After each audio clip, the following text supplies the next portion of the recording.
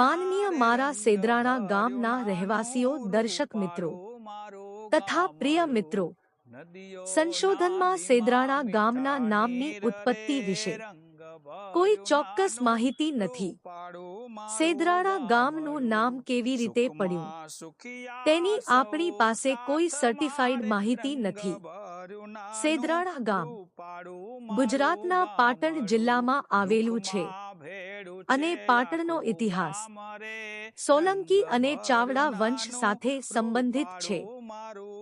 પરંતુ આ માહિતી સીધી સેદરાણા સાથે જોડાતી નથી. સેદરાણા ગામનું નામ કેવી રીતે પડ્યું તેની કેટલીક ભ્રામક માન્યતાઓ છે. ગામની લોક વાયકા મુજબ ગામમાં સૈયદોનો વસવાટ હતો, એટલે ગામનું નામ સૈયદ રાણા પરથી સેદરાણા થયું છે. આની કોઈ પુષ્ટિ થતી નથી.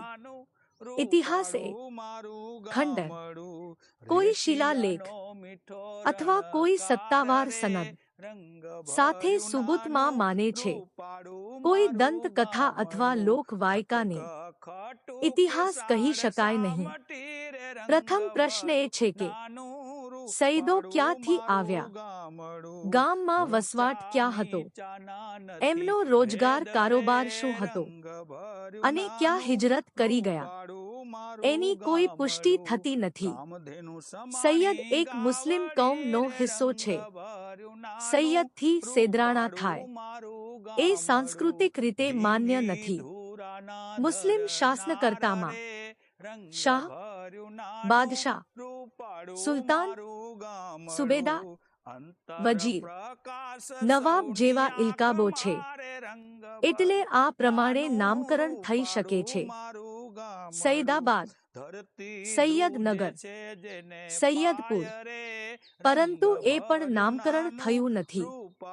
હિન્દુ શાસનકર્તામાં રાજા, મહારાજા, રાણા, મહારાણા, પ્રધાનના લકબો છે, એટલે સૈયદ અને રાણા બંધ બેસતું નથી.